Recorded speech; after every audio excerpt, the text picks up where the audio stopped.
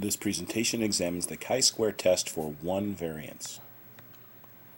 First, we have to check the fairness, and the one-sample chi-square test for the variance can be used only if the underlying distribution is normal. You'll recall for the t-test, we could use that when the underlying data set was normal or if n were large.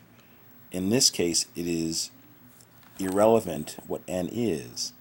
This test can only be used if the underlying distribution is normal. So here's an example that we will assume comes from a normally distributed population. H0 variance equals 50 versus HA variance is not 50. So we're going to take a sample of 40 with a mean of 74 and a standard deviation of 6.3. So this, of course, is a statistic. 6.3 is a statistic. We can get the variance, s squared would be 6.3 squared, and we want to use something about this information to make an inference about the population variance, about sigma squared. So the question is this far enough away such that I can conclude that the variance wasn't 50? That's what we're going to try to find. Is this an extreme value, so extreme that we don't believe that the original variance was 50? We'll find out. So here's our test statistic. Chi-square equals n minus 1 s squared over sigma squared. And the degrees of freedom here are n minus 1. So here's our information. And there is our test statistic. So we're going to plug 40 in for n. That will be 40 minus 1 times s squared, 6.3 squared, divided by sigma squared, divided by 50. And let's go ahead and do this computation on Excel. So you'll notice I've put in some headers, and I've put in the numbers that we need, an n of 40, an s of 6.3, and a sigma squared of 50. And this will equal n minus 1 times s squared divided by sigma squared. And what is the chi-square statistic going to be? 30.9582. Now this is different from the work we did with t's and with z's. With t's and z's, a positive number was on the right side of the distribution, and a negative number was on the left side of the distribution. But with the chi-square, it is right skewed, starting at 0 and tailing off to infinity. So we don't know immediately whether this number is going to be on the left side of the distribution or the right side of the distribution. So we ask ourselves that question. Is it on the left or is it on the right? Well, to answer that, we're going to think about our expected value for s. Notice sigma squared equals 50 is our h0. If we assume that's true, we would expect the variance s squared to be 50. So we would expect the standard deviation for the sample s to be square root of 50. So the expected value for the standard deviation is 7.071. We actually obtained a 6.3, so our obtained solution is less than what was expected. If the observed s is less than what's expected, the test statistic is on the left side of the distribution. If the observed s is more than what's expected, then the test statistic is on the right side of the distribution. So in this case, our s is 6.3, and we expected 7.07, so the test statistic, chi-square, 30.9582, is indeed on the left side of the distribution. Our degrees of freedom here are going to be n minus 1, n is 40, n minus 1, 40 minus 1, 39 degrees of freedom. So we have a chi-square with 39 degrees of freedom. Our test statistic, 30.9582, is on the left. And notice that's a two-tailed test. That's going to be important for us to keep in mind. Here is our example of our chi-square with 39 degrees of freedom. I used the applet as described on the bottom to draw that, and you certainly are welcome to try that as well. 30.9582 is here, and the area here would be the area to the left of the test statistic. But this is a two-tailed test, so I also need something on the right side. So if it's two-tailed, where will it be? It's not just the negative version like it was with t's.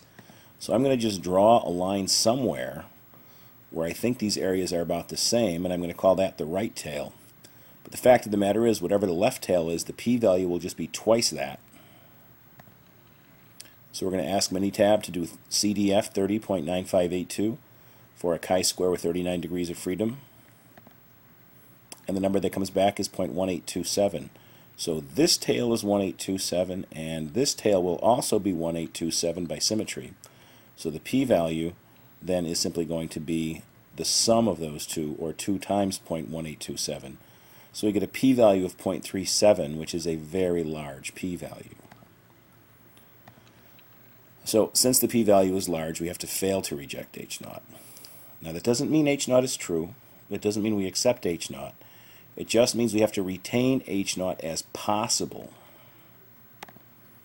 So what I say is there is not enough evidence to conclude that the sample comes from a population with a variance different from 50. It is possible that the variance for this entire population is 50. The sample we have isn't that extreme. The probability of getting a sample as extreme or more extreme than the one we have is 37%, and that's fairly likely. So assuming this, assuming sigma squared equals 50, the chances of getting an answer as extreme as we have is 0.37, which means our assumption is not a bad assumption. It's reasonable to assume sigma squared is 50. So indeed it is possible that the population has a variance of 50. We cannot say it's different. So it is reasonable to believe that the variance may have been 50. We cannot be sure. Okay, here's another example. We're saying h-naught sigma squared equals 36 versus ha sigma squared is greater than 36. This will be a one-tailed test. And here are the descriptive statistics that we're going to use. And we want to construct our chi-square test statistic, n minus 1, 85 minus 1, s squared, 7.8 squared, divided by sigma squared, divided by 36. And we get chi-square 85 minus 1, 84 times 7.8 squared divided by 36. And that result is 141.96. You certainly could use your Excel spreadsheet from earlier, plugging in your numbers, and you will get 141.96. So again, we have to ask ourselves the question, is that on the left side or on the right side of the distribution? So to do that, we have to think about what we expected and what we have. We're expecting sigma squared equals 36. We would expect sigma equals 6. Therefore, s should approximate sigma. So we would also expect s to be 6. And we have s of 7.8. So our chi-square is 141.96. Expected s is 6, as I mentioned. The observed s is 7.8. The observed s is more than the expected s. So if that's the case, the test statistic will appear on the right side of the distribution. So there we have our chi-square and our statistics together with our null and alternate hypotheses. Degrees of freedom this time, n minus 1, 85 minus 1 is 84. 84 degrees of freedom for our chi-square. And here's our picture of an 84 degree of freedom chi-square, again drawn using the applet. 141.96 is way out there, and obviously it is on the right side of the distribution. And the amount of area there seems very, very small. So we're going to ask Minitab for that. We're going to say CDF 141.96, semicolon chi-square 84. And what do we get? 99992. This area to the left of 141.96 is 0.99992. So the area to the right, of course, is just 1 minus that. So I have that number here, 0.00008. And notice this is a one-tailed test, so the p-value is measured from the right of that test statistic.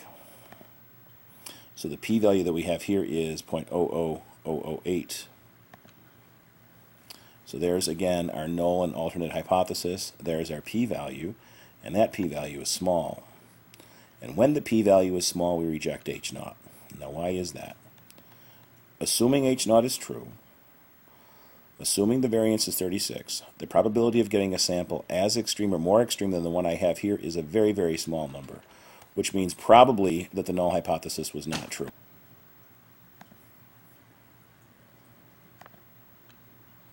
So we have sufficient evidence to conclude that the sample that we have here comes from a population with a variance of more than 36.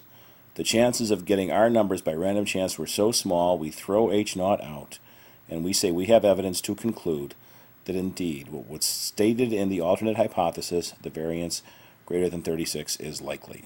And that concludes this presentation.